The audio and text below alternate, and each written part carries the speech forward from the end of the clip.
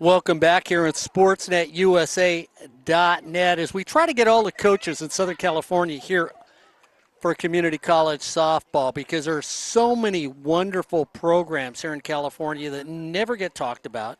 The programs never get discussed, and at the end of the day, we hear people say, our college has a softball team, and of course, I'm not going to butcher her name because this is like, me always being out here, and they go, Mark, you just don't get the coaches' names right. So, Coach, I'm going to let you give me your last name. My last name is Coach Urquidi. So this is Bianca.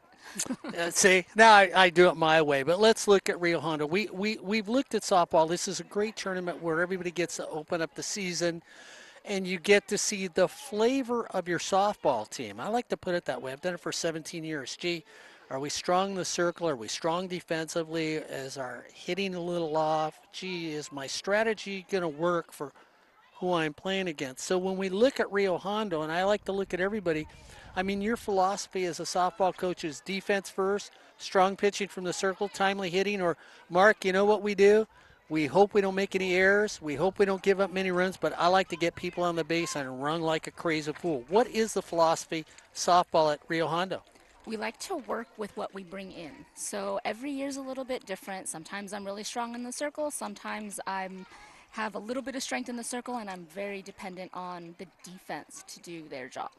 At the plate, we're always looking to have a little bit of speed mixed in with just enough power so that we can run as much as possible.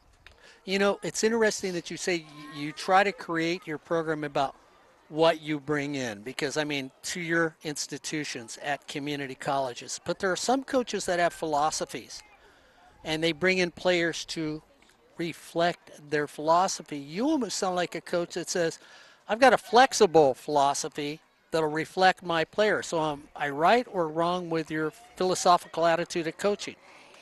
I'm in such a competitive recruiting area that I can try to, I suppose, coach to what my particular philosophy was as a player and when I coached earlier in other states. But at Rio Hondo, it's what I'm bringing in, and what I bring in fluctuates from year to year. So because of that, I have to be flexible with how am I going to work with these players to make them the best they can be so that I can move them on to the next program. One of the things you bring up is how difficult it is to recruit on a community college level. I mean, you have some great Cal State schools that have excellent softball programs. You have universities in the area that play great softball.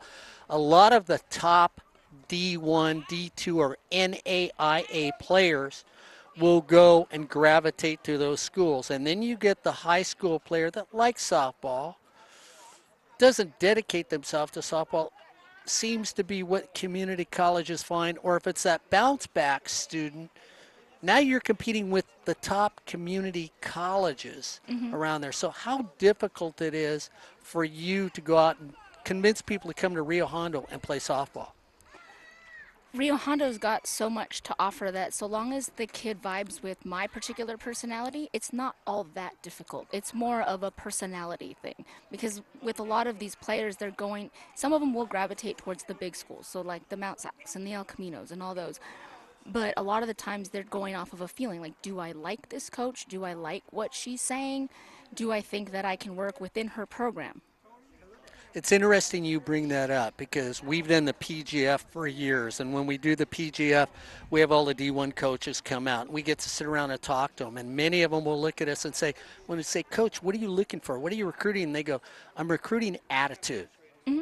not necessarily talent. Talent's nice to have, but I'm going to be dealing with young women. They're going to be going to college. And it's interesting you bring that up where you say, well, it's if they like this coach. So, I mean, how much does attitude for you as a coach play into, yeah, I'll take Corey Nail and he's talented, but he didn't like going to class and he really gives me a lot of lip when I talk to him, compared to Corey and I really get along.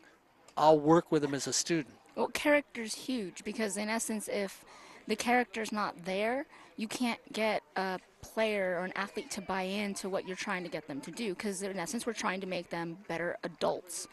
Because that's the growing process, is they're at this cusp where they think they're adults, and we're trying to get them to where the point where they are actually responsible adults. So the character's a huge component of how we work our program. Because if they are coachable, that's huge.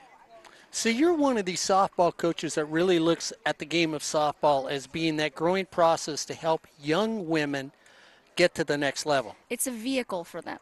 So it's very important that the sport doesn't use them and that they use the sport to get as far as they want to get. So it very much is just a vehicle for them to get classes, for them to get their education done. And when we transfer them on, that's what we're looking at. It's okay, you've got these offers on the table.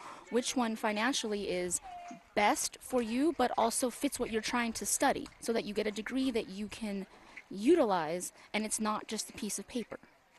Being a coach that works in a sport that basically is an all-female sport. That's what softball is. It's the counterpart to the other sport with a bat and a ball. But being a coach that deals down a level and in a political environment that we've got going on, is it easy for coaches? Do you see women's sports expanding where people are starting to look at, and let's be very honest, the other side of the gender line as people that haven't been loved as much? As a coach, are you looking at young women and saying, hey, this is your opportunity. Take your opportunity, go out there and use it and go as far as you can with a positive attitude, and softball is the background right now over at your program? Basically, yeah. So when we look at that and the next thing out is in, I've got to ask you the competitive level. I didn't do a lot of research at you, and you played softball where at?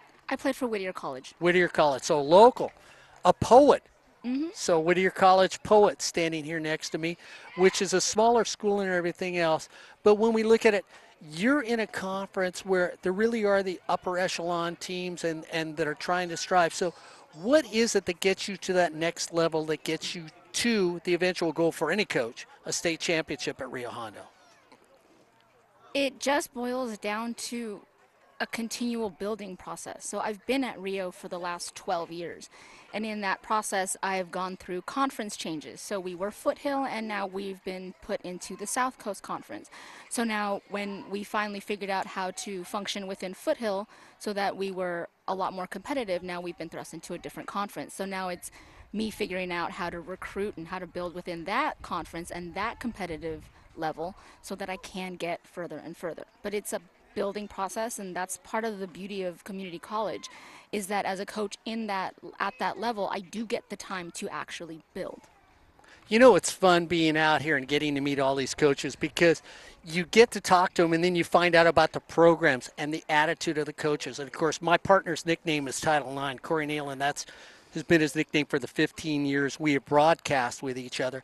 And there's nothing more exciting for me than to meet a coach like you that's going to take a sport, use that sport to groom young women so that they can achieve their goals, and at the same time still realize that your college wants you to come back someday with a ring or a trophy at the end of the day. I tell you what, if you're looking for a softball program, if you're looking for an educator who is a coach at a college, right now I'm going to tell you one of the best places to go is Rio Hondo. You've got a program, a young coach who's been around for 12 years, who knows the ins and outs. And if you're a young lady out there that's looking for a program and you don't want to leave home or you're not sure what area to go to Rio Hondo, because this coach will invite you in as a friend, teach you a great sport, and at the end of the day, help you achieve your goal. Coach, thank you very much for letting me meet you. I know her first name's Bianca. I'll let you say your last name again. Urquidi. I'll tell you what, go down to Rio Hondo and join that program. Great program, great educational center, and a great softball coach. Coach, have a great season. Good luck for everything you got going on for you for maybe the next 12 years at Rio Hondo. Thank you. Thank you very much.